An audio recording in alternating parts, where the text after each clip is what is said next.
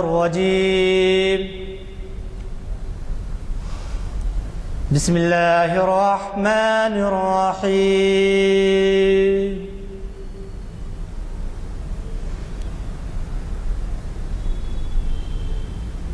أفحسبتم أنما خلقناكم عبثا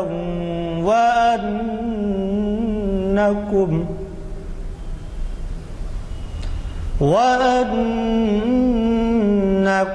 إلينا لا ترجعون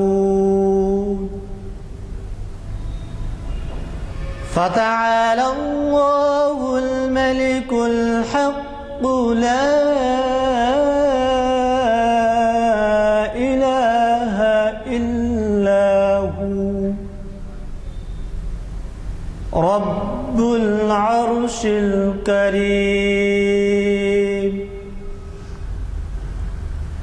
ومن يدع مع الله إلها آخر لا برهان له به فإنما حسابه عند ربه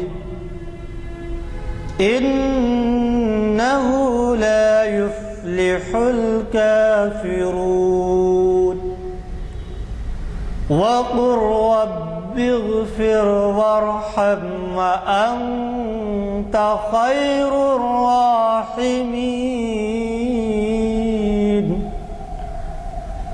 صدق الله العظيم.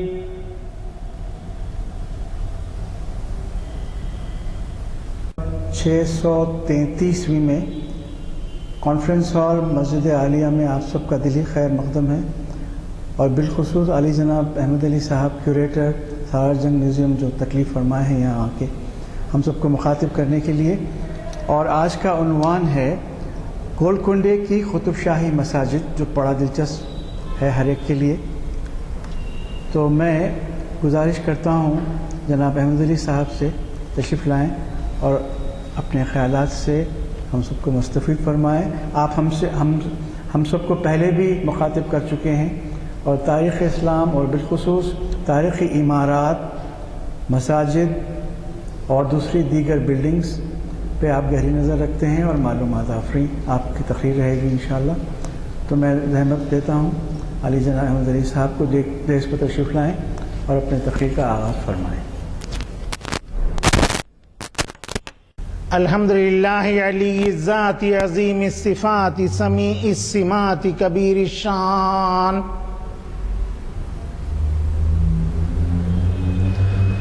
جلیل القدر رفیع الذکر مطاع الامر جلیل البرہان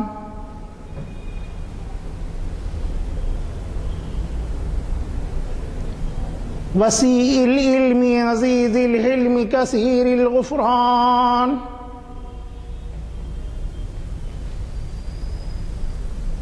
جمیل الثنائی جزیل عطائی مجیب الدعائی عمیم الاحسان وسیع العلم عزیز الحلم کثیر الغفران محمد رسول اللہ علیہ الصلاۃ اللہ هو سید الکون سید الانس والجن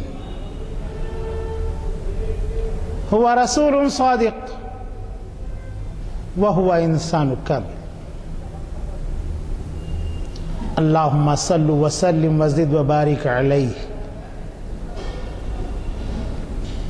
معزز سامعین اکرام، جیسا کہ آپ جانتے ہیں گزشتہ 3-4 نشستوں سے حیدرآباد کی مساجد کے زیر عنوان جو ہے لیکچرز کا سلسلہ چل رہا ہے. 2-4 باتیں پہلے سے کہی ہوئی اس کا اعادہ کرتے ہوئے آگے بڑھتا ہوں، اس لیے کہ کچھ احباب نئے نظر آ رہے ہیں۔ حضرات، شہر حیدرآباد کی مساجد ہندوستان بھر میں اپنا ایک انفرادی مقام رکھتی۔ اس شہر میں 6 نوعیت کی مساجد تعمیر ہوئی ہیں، 5 نوعیت کی مساجد تعمیر ہوئی ہیں، جبکہ دیگر شہروں میں بالعموم 2 نوعیت کی مساجد ہی ہم کو دیکھنے کے لیے ملتی۔ مساجد کی یہ جو نوع حیدرآباد میں ملتی ہے، یہ جامع مسجد کی شکل میں ہے، جہاں پر 5 وقتہ نمازوں کے علاوہ جمعہ کی نماز کا اہتمام ہوتا ہے۔ اب تو سبھی مساجد کے اندر حیدرآباد میں جمعہ کی نماز ہو رہی ہے، لیکن آج سے آپ 25-30 سال 35 سال پہلے اگر پیچھے نظر ڈالیں تو کئی ایک مساجد کے اندر جمعہ کی نماز نہیں ہوتی تھی، صرف جامع مساجد کے اندر ہی جمعہ کی نماز ہوا کرتی تھی۔ تو اس طرح سے 2 مساجد ہو گئی۔ تیسری مسجد شخصی مساجد ہوتی تھی۔ شخصی مساجد کی بھی 2 نوعیت ہوتی تھی، ایک تو مردانی اور دوسری زنانی، جو عام طور پر دیوڑیوں میں، حویلیوں میں اور بڑے مکانوں کے اندر یہ مساجد ہوا کرتی تھی۔ ان مساجد کے اندر ممبر نہیں ہوا کرتا تھا، نہ تو اذان کا ممبر ہوتا تھا اور نہ ہی آپ کے خطبے کے لیے ممبر ہوتا۔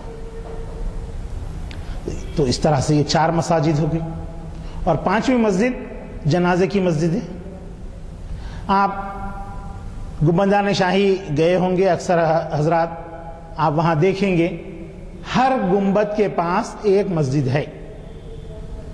یہ مسجدیں جو وہاں بنی ہوئی ہیں وہ 5 وقتہ نمازوں کی نہیں ہیں، بلکہ نماز جنازہ کے لیے ہر گنبد کے ساتھ علیحدہ علیحدہ مسجد وہاں پر تعمیر کی ہے۔ ایسے ہی عام میر کے دائرے میں آتے ہیں تو وہاں پر بھی جو ہے نواب سالار جنگ بہادر کے قبرستان کا احاطہ ایک علیحدہ ہے، وہاں پر بھی آپ دیکھیں گے جنازے کی نماز کے لیے علیحدہ مسجد ہے۔ حتیٰ کہ سالار جنگ کے قبرستان کی ایک خصوصیت یہ ہے کہ وہاں پر غسل خانہ بھی ہے علیحدہ سے، اور وہیں پر جو ہے مسجد ہے جہاں پر جنازے کی نمازیں ادا کی جاتی تھیں۔ تو اس طرح حیدرآباد اور دوسرے اس کے بعد ٹونک ملتا ہے۔ راجستھان میں ایک چھوٹی سی مسلم ریاست تھی جو ٹونک کہلاتی ہے، وہاں پر بھی آپ کو انفرادی مسجدیں، شخصی مساجد وہاں پر بھی دیکھنے کے لیے ملتی تھی، اور لکھنؤ میں بھی آپ کو شخصی مساجد ملتی ہیں۔ اس کے علاوہ دیگر شہروں کے اندر اتنی انواع و اقسام کی مساجد نہیں ملتی۔ اور دوسری بات، حیدرآباد کی جو مساجد رہی ہیں، ان مساجد کی طرز تعمیر بالکل ایک علیحدہ انداز ہمارے حیدرآباد کی مساجد کا رہا۔ یہ انداز مغلوں کے طرز کو بھی لیا ہوا ہے، ایرانی طرز بھی اس میں شامل ہے، ترکیوں کا طرز بھی اس میں شامل ہے، اور مقامی رنگ یعنی ہندو آرکیٹیکچر کو بھی جو ہے ہماری مساجد کے اندر شامل کیا گیا۔ تو اس طرح حیدرآباد کی جو مساجد ہیں وہ ملی جلی تہذیب اور ملے جلے آرکیٹیکچر کا جو ہے بہترین نمونہ۔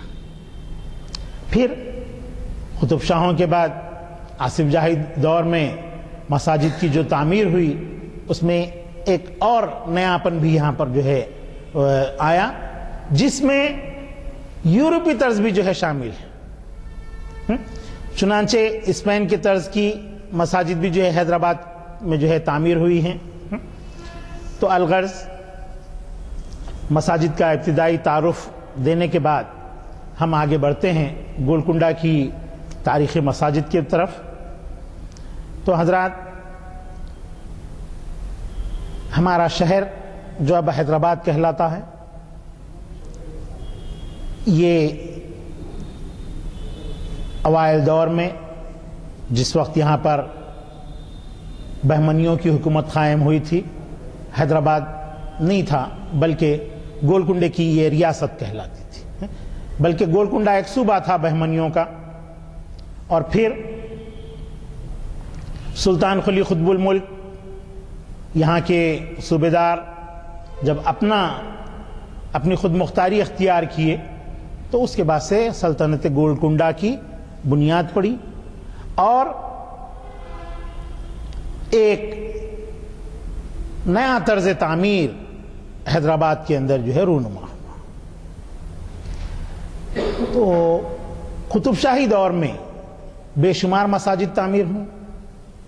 آپ اگر اس پر نظر ڈالیں تو آپ کو جو ہے یہ بات دیکھنے کے لیے ملے گی کہ مغلوں کی حکومت سارے ہندوستان پر تھی اور قطب شاہوں کی حکومت ایک مختصر سے چھوٹے سے علاقے پر تھی، ایک چھوٹی سی ریاست پر تھی جو گولکنڈہ کے نام سے جانی جاتی تھی، جنوبی ہند کے اندر واقع تھی. دراصل یہ ریاست بھی جو ہے بہمنیوں کی سلطنت کا ایک حصہ ہے. بہمنی جو دکن پر جو ہے حکمران رہے، ان کی سلطنت کا ایک 5واں حصہ ہے. بہمنیوں کے بعد 5 سلطنتیں وجود میں آئی تھی جس میں سے ایک قطب شاہی بھی تھی. تو اس دور میں، قطب شاہوں کے دور میں جو مساجد تعمیر ہوئی ہیں بہت ہی کثرت کے ساتھ تعمیر ہوئی.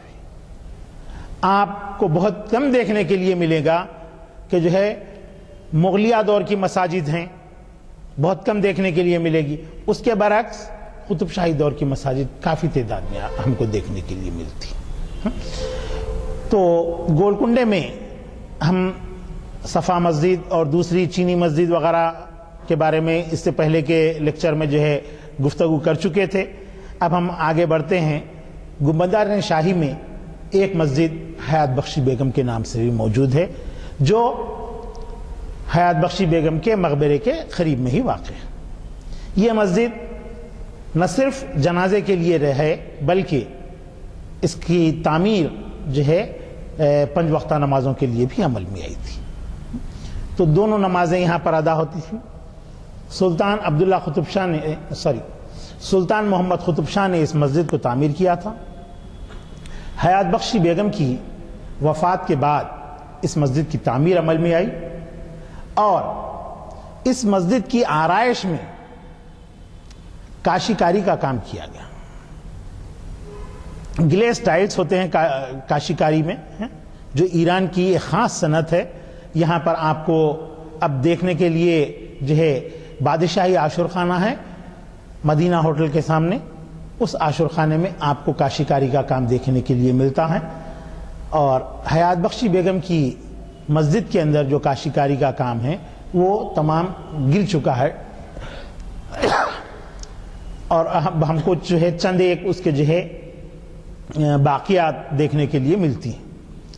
حالانکہ اب اس وہ کام جو ہے آغا خان ٹرسٹ کے زیر اہتمام اس کے رینوویشن کا کام چل رہا ہے اور جناب کے محمد صاحب اس کام کی نگرانی کر رہے ہیں. وہ کام چل رہا ہے. توقع ہے کہ کچھ حصے میں جو اندر چھپ چکا ہے، یعنی گچ کے اندر یا چونے کے اندر جو چھپ چکا ہے، ویسا کام جو ہے اس کنزرویشن ورک کے دوران باہر بھی آ سکتا ہے وہ اور ہم کو دیکھنے کے لیے مل سکتا ہے. تو حیات بخشی بیگم کی مسجد سن 1667 عیسوی میں محمد قطب شاہ نے جو ہے تعمیر کیا. محمد قطب شاہ کے بارے میں تو آپ لوگ واقف ہی ہیں. یہ محمد قلی قطب شاہ کا داماد تھا اور جو ہے قلی قطب شاہ کے بعد وہی یہاں پر کا حکمران ہوا. حیات بخشی بیگم اس کی جو ہے ماں ہوتی ہیں اور آپ کے اس نے یہ مسجد جو تعمیر کی ہے یہ مسجد بے انتہا خوبصورت ہے.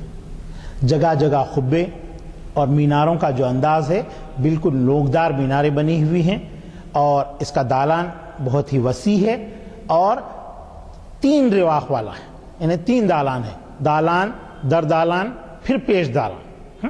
تو اس طرح 3 دالان اس مسجد کے اندر ہیں, اور اس میں جو ہے خط ثلث کے کتبات محراب کے اطراف لگے ہوئے.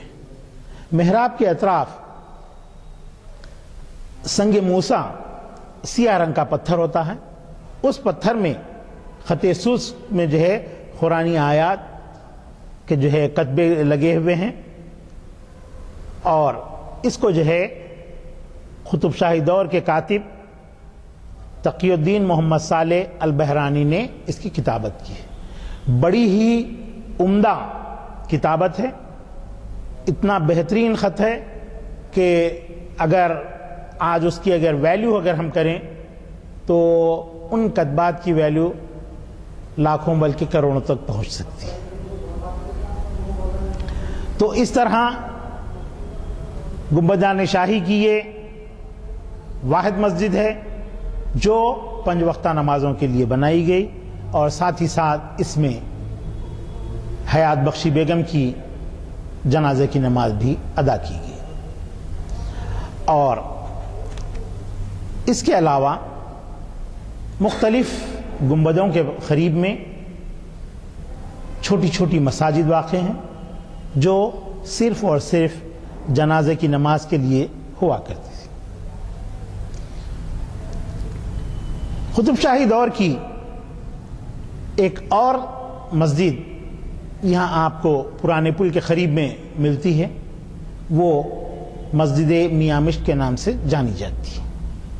یہ مسجد بھی بہت ہی خوبصورت اور شاندار مسجد ہے. یہ ابو الحسن تاناشاہ کے دور میں تعمیر ہوئی.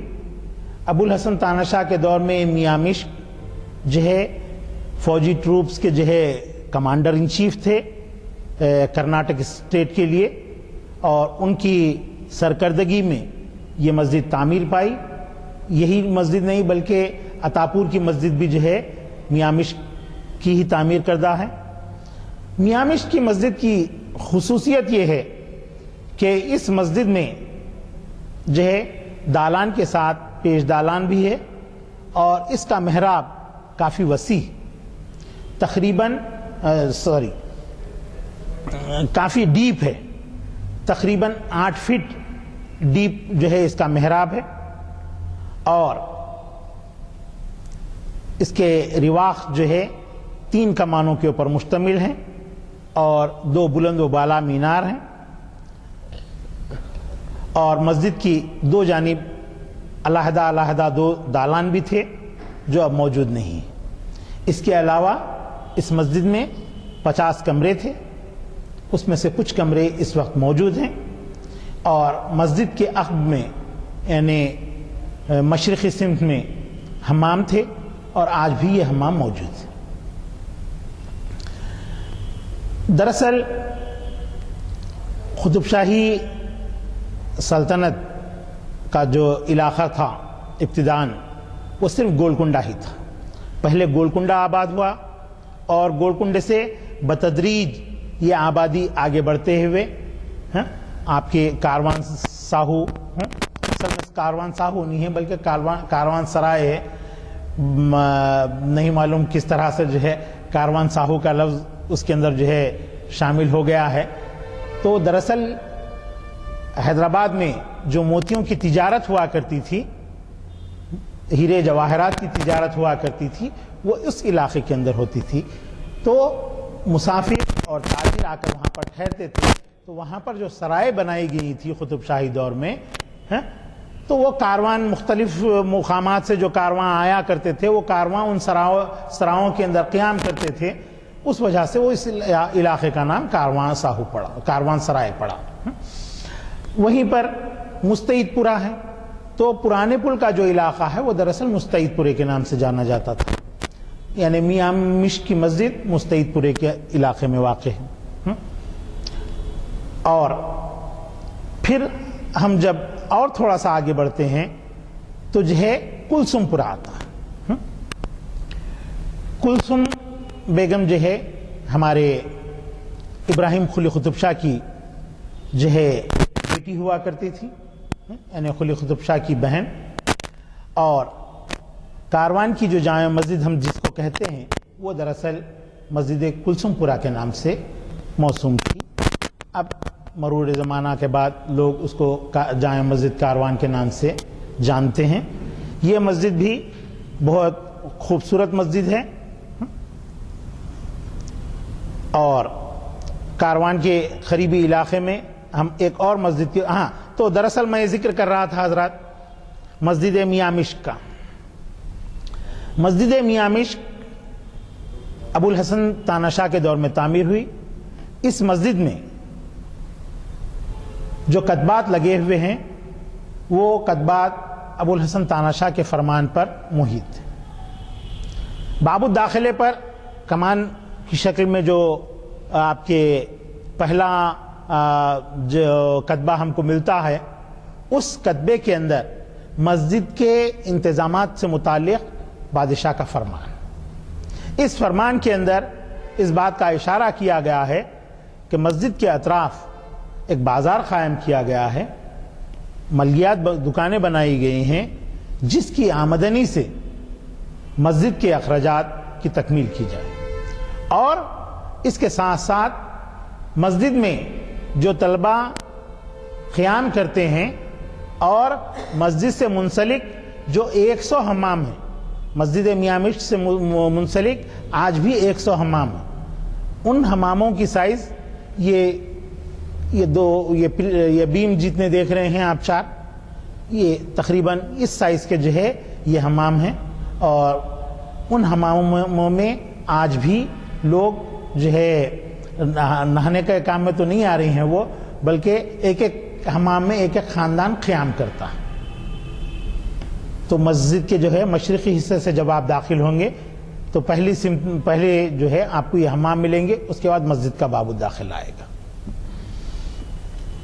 तो मेरे कहने का मतलब ये था कि शहर गोलकुंडा था, गोलकुंडे से पहले कारवान यानी मार्केट थी और उसके बाद उससे पहले मुस्तईदपुरा था। तो ये मुस्तईदपुरे के इलाके में जब आदमी पहुंचते थे नदी पार करने के बाद, ब्रिज क्रॉस करने के बाद, तो दूसरे अजला से दूसरे मुकामात से आने वाले लोगों के लिए शहर के अंदर पाक व साफ होकर जाने के लिए हजरत मियां मिश्क साहब क़िबला ने अपनी मस्जिद के साथ हमाम भी तामीर करवाए थे। उन हमामों में मुसाफिरों के नहाने के लिए बंदोबस्त था, गर्म और ठंडे पानी का वहाँ पर पूरा इंतज़ाम था और उसके अलावा तुवाल वगैरह वहाँ पर बिला मावेजा मुसाफिरों को दस्तयाब हुआ करते थे।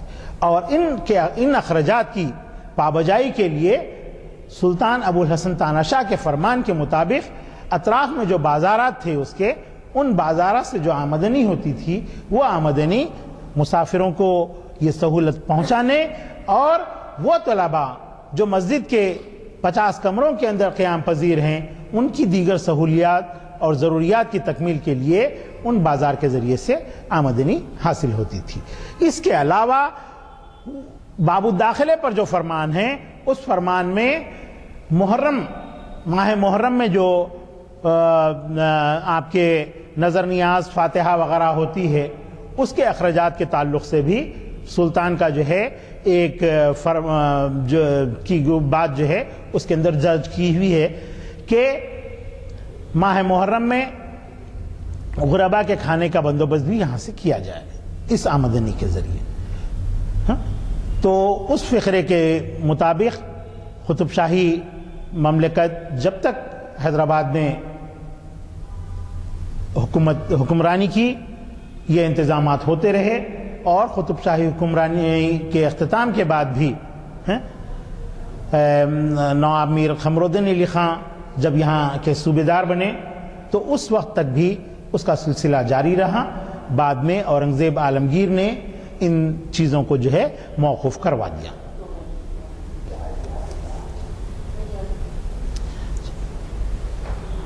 टोली मस्जिद के करीब एक बहुत ही शानदार मस्जिद واقع ہے. ٹولی مسجد کے بارے میں گزشتہ لیکچر کے اندر آپ کو جو ہے بات اپنی گفتگو پہنچا چکا ہوں.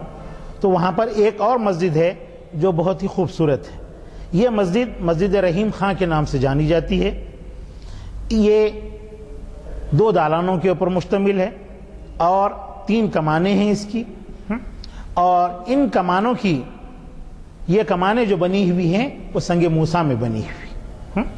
اور اس کی محراب بھی جو ہے بہت ہی خوبصورت ہے. اور اس کی تزئین اور اس کے باب الداخلے پر بھی جو ہے بہترین قرآنی خطاطی کا کام کیا ہوا ہے. یہ مسجد سن 1643 عیسوی میں بنی اور اس پر محراب پر جو ہے آیت الکرسی کی آیات کندہ کی ہوئی ہیں.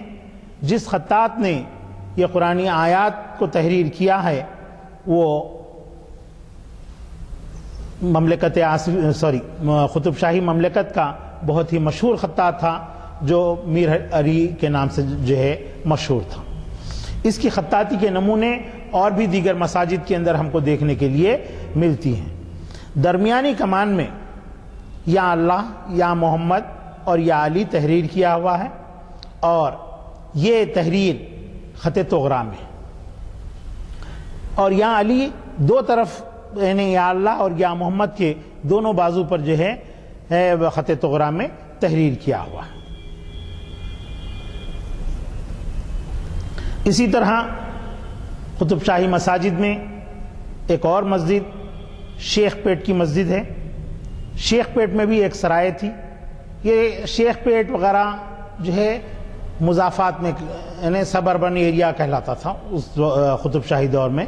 اب تو شہر کا ایک حصہ بن چکا ہے یہ سب. تو یہاں پر بھی ایک سرائے تھی. یعنی اس جانب سے جو لوگ آتے تھے وقار آباد وغیرہ کی سمت سے ان لوگوں کے لیے پہنچنے کے لیے جو راستے ہوا کرتے تھے. وقار آباد تو بعد کا نام ہے. اننت گیری اس علاقے کا نام پہلے ہوا کرتا تھا. تو ان علاقوں سے جو لوگ داخل ہوتے تھے پھر وہاں ان کے آنے کے لیے وہاں پر بھی جو ہے حمام سرائے وغیرہ جو ہے بنے ہوئے تھے. اور عہد قدیم میں ہر منزل پر یعنی ہر 3 میل کے فاصلے پر جو ہے بولی اور جو ہے آپ کے جو ہے مسافر خانوں کا قدیم حکومتوں کی جانب سے انتظام ہوا کرتا تھا. اسی طرح شیخ پیٹ کی جو مسجد تھی اس کے اطراف بھی جو ہے سرائے بنے ہوئے تھے جہاں پر مسافر ٹھہرنے کی جو ہے سہولتیں حاصل تھی. شیخ پیٹ کی مسجد بہت ہی خوبصورت مسجد ہے اور آج بھی موجود ہے. اس مسجد کی مینار مسجد حالانکہ چھوٹی ہے لیکن اس کے مینار کافی بلند ہے. اور یہ مسجد 3 کمانوں کے اوپر مشتمل ہے اور یہ اوپر جو ہے 3 خبے بھی اس کے بنے ہوئے ہیں اور اس پر جو ہے 6 کتبات ہیں جس پر جو ہے جس میں قرآنی آیات تحریر کی ہوئی ہیں. اس کے علاوہ کچھ فارسی کتبہ بھی جو ہے یہاں پر دیکھنے کے لیے ملتا ہے جس کی کتابت لطف اللہ حسینی تبریزی نے کی ہے. اس مسجد میں بھی کاشیکاری کا کام سے جو ہے اس مسجد کی آرائش کی گئی ہے. بہت ہی خوبصورت مسجد ہے. کاشیکاری کے کام سے جو ہے اس کی خوبصورتی میں بہت اضافہ ہوتا ہے. اور کاشیکاری کا جو کام ہوا ہے یہاں پر وہ صرف بلو اور وائٹ کلر میں نہیں ہے بلکہ اس مسجد کی خوبی یہ ہے کہ یہاں پر جو کاشیکاری کا کام ہوا ہے وہ نیلے رنگ کے ساتھ ساتھ ہرے اور پیلے رنگ میں بھی یہاں پر دیکھنے کو ہم کو ملتا ہے. ایسی مثال جو ہے کاشیکاری کے کام کی بہت کم ملتی ہے. شہر اصفہان کے اندر ہم کو جو ہے کاشیکاری کا کام کی جو ہے بہت ساری مثالیں دیکھنے کو ملتی ہیں جہاں پر مساجد کی درگاہوں کی اور جو ہے آپ کے جو ہے عاشور خانوں کی آرائش کے لیے جو ہے کاشیکاری کے کام کو جو ہے فوقیت دی جاتی تھی. اور ہمارے پاس حیدرآباد میں کاشیکاری کی عمدہ فنکاری کا نمونہ بادشاہی عاشور خانہ ہے جہاں پر جو ہے قطب شاہی دور سے جو ہے علم استادہ ہوتے ہوئے آ رہے ہیں. اور آج بھی آپ جا کر کے دیکھیں گے تو بس اس کام کے اندر ایسا محسوس ہوتا ہے، اگر ہم اس کو تھوڑا سا جھاڑ پونچھ دیں، صاف کر دیں، تو یوں محسوس ہوتا ہے کہ بس گزشتہ سال یہ کام کروایا گیا ہے کیا.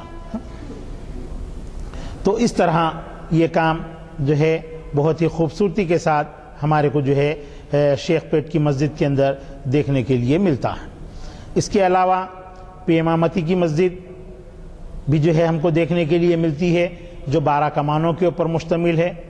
مصطفیٰ خان کی مسجد جو 1560 میں تعمیر ہوئی، یہ مسجد بہمنی برج یعنی نئے قلعے کے پاس جو بہمنی برج ہوا کرتا تھا اس برج کے پاس جو ہے واقع ہے. اس میں 2 رواقے ہیں اور یہ مینار بھی، یہ مسجد بھی جو ہے 3 کمانوں کے اوپر مشتمل ہے. اور اس مسجد کی جو محراب ہے وہ ابروؤں کی شکل کی ہے، یعنی مکمل طور پہ کمانی دار نہیں ہے، شاہ جہانی کمان وغیرہ کی طرح نہیں ہے، بلکہ ابرو یا جو ہے آپ کے بھینس کے سینگ کی طرح جو ہے کی کمان جو ہے اس مسجد کی محراب کی ہے.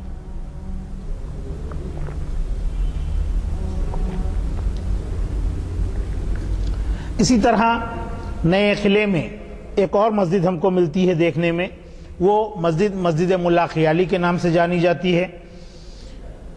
اس مسجد کی خصوصیت یہ ہے کہ یہاں پر جو کتبہ ہے وہ صدر الدین کے ہاتھ کا لکھا ہوا ہے، جو خطاطی کا بہت ہی نادر و نایاب نمونہ ہے.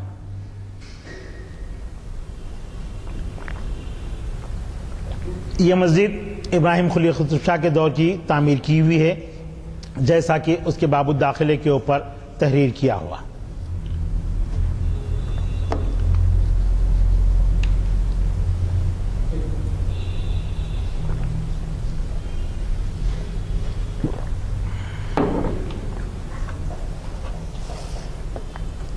تو اس طرح گولکنڈہ کی یہ مساجد تقریباً کور ہو جا رہی ہیں، اور اس کے بعد ہم آگے بڑھتے ہیں تو حیدرآباد کا رخ ہوگا ہمارا. تو حیدرآباد کی جو سب سے قدیم ترین مسجد ہے وہ جامع مسجد ہے. یہ مسجد چار مینار سے قبل تعمیر ہوئی 997 ہجری میں. چار مینار 1000 ہجری میں تعمیر ہوا، تو اس سے 3 سال قبل جامع مسجد حیدرآباد تعمیر ہوئی. عام طور پر لوگ اس مسجد سے واقف نہیں ہیں. آج کل اس مسجد کو جامع مسجد شجاعیہ کہتے ہیں، جو چار مینار سے پہلے 4 کمان ہیں، 4 کمان سے بالکل متصل ہے. کتابوں کی دکانوں کے درمیان میں جو ہے بالکل یہ مسجد نظر نہیں آتی ہے. یہ حیدرآباد کی سب سے قدیم ترین مسجد ہے. 1597 میں اس کی تعمیر ہوئی، اور اس وقت کے امیر جملہ امین الملک نے اس مسجد کی تعمیر کی ہے. اس مسجد میں خطاطی کے بہترین نمونے ہیں، جو قبلہ رخ دیوار پر جو ہے خط تالیخ میں قرآنی آیات اس پر کندہ کی ہوئی ہیں، اور محراب کے اطراف سنگ موسیٰ میں جو خطاطی کے نمونے ہیں وہ خط نسخ اور خط سلس میں ہم کو دیکھنے کے لیے ملتے ہیں. اب عہد حاضر میں یہ خطاطی کے نمونے چونے سے اٹے ہوئے ہیں اور گرد اس کے اندر بھری ہوئی ہے، اس وجہ سے اس کی خوبصورتی متاثر ہوتی ہے. دوسری قدیم مسجد جو اسی مقام سے تھوڑے سے فاصلے پر واقع ہے وہ بیگم کی مسجد کہلاتی ہے. بالکل مکہ مسجد کے باب الداخلے سے تھوڑا سا اور پہلے نظامیہ طبی کالج کے دامن میں یہ واقع ہے. نظامیہ طبی کالج تو بعد کے ادوار میں جو ہے تعمیر ہوا. یہ مسجد خوبصورت رواقوں کے اوپر مشتمل ہے، اور اس کی چھت 3 حصوں میں منقسم ہے. اس کے مینار بہت ہی سادہ ہیں. محراب کی کمان جو ہے 4 پتھروں پر مشتمل ہے، اور اس کے اطراف قرآنی آیات تحریر کی ہوئی. اس کے علاوہ حیدرآباد میں کئی اور مساجد ہم کو دیکھنے کے لیے ملتے ہیں، جیسا کہ سید آباد کی مسجد ہے. لوگ اس کو سعید آباد کہتے ہیں، دراصل یہ سعید آباد نہیں ہے بلکہ سید آباد ہے. حضرت میر مومن استرابادی جو حیدرآباد کے آرکیٹیکٹ رہے ہیں، یہ ان کے نام سے موسوم ہے. سید آباد چونکہ ان کو سید صاحب کہا جاتا تھا. میر دراصل سید ہوتے ہیں، سید کو ہی فارسی میں جو ہے میر کہا جاتا ہے. تو سید آباد انہی کا بسایا ہوا ہے، اور وہاں کی وہ جو مسجد ہے اجالے شاہ کی مسجد جس کو آج ہم کہہ رہے ہیں، وہ مسجد سید آباد ہے، وہ انہی کی تعمیر کی ہوئی ہے. بہت ہی خوبصورت مسجد ہے. اسی طرح میر پیٹ تھوڑا اور آپ آگے بڑھ جاتے ہیں تو ہمارا نواحی علاقہ کہلاتا ہے. وہ وہاں پر میر پیٹ یعنی میر مومن کے نام سے ہی ہے. وہ بھی میر پیٹ میں بھی جو مسجد ہے وہ مسجد بھی جو ہے حضرت میر مومن صاحب قبلہ کی تعمیر کی ہوئی ہے. لیکن یہ اس مسجد میں جو ہے شیعہ حضرات ہی نماز ادا کرتے ہیں. اور یہاں مسجد کے میں جو کتبات ہیں اس میں جو ہے سنگ موسیٰ پر درود لکھے ہوئے ہیں، جس میں جو ہے درود اور سلام جو ہے ائمہ شیعہ ائمہ پر بھی جو ہے درود و سلام بھیجا گیا ہے. حیدرآباد کی اور دیگر قدیم مساجد میں جامع مسجد خیریت آباد بھی ہے. یہ مسجد سن 1612 عیسوی میں تعمیر ہوئی. خیرت النساء بیگم جو ہے ابراہیم قلی قطب شاہ کی بیٹی تھی اور حضرت حسین شاہ ولی کی جو ہے اہلیہ تھی. یہ انہی کے نام سے جو ہے آباد کی گئی مسجد تعمیر کی گئی ہے. اور حیدرآباد کی دیگر مساجد میں جامع مسجد دارالشفا ہے، جس کو سلطان محمد قلی قطب شاہ بانی حیدرآباد نے تعمیر کیا تھا. حیدرآباد میں ایک دواخانہ ہوا کرتا تھا جس کا نام دارالشفا تھا، جو آج علاوہ سرتوخ کے نام سے جانا جاتا ہے. حیدرآباد کو یہ ایک پوری دنیا میں ایک اہم مقام حاصل تھا عہد قطب شاہی میں. دارالشفا میں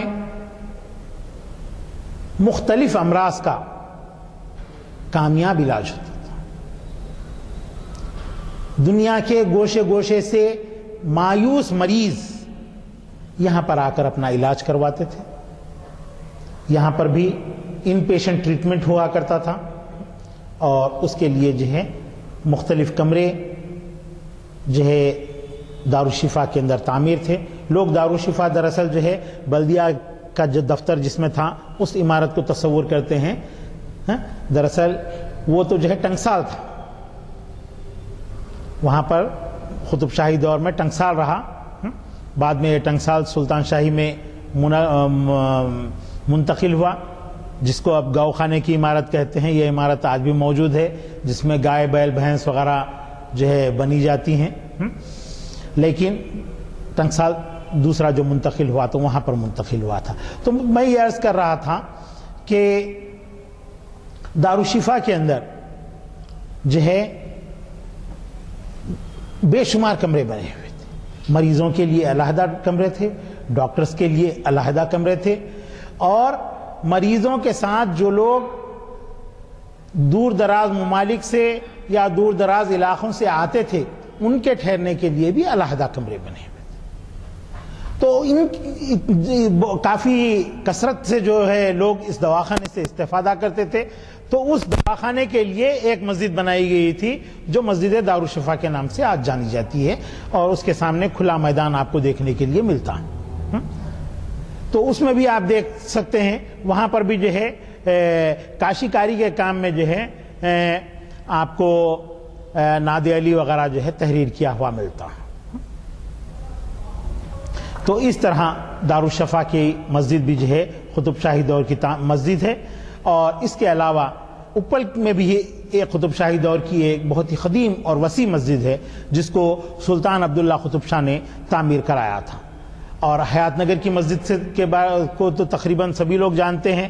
حیات نگر کو حیات بخشی بیگم نے جو ہے تعمیر کیا تھا. یہ حیات بخشی بیگم کے تعلق سے اگر آپ لوگ نہیں جانتے ہیں تو دو جملے اس کے بھی عرض کر دیتا ہوں. یہ قلی قطب شاہ کی بیوی، عبداللہ قطب شاہ کی ماں، محمد قطب شاہ کی ماں اور جو ہے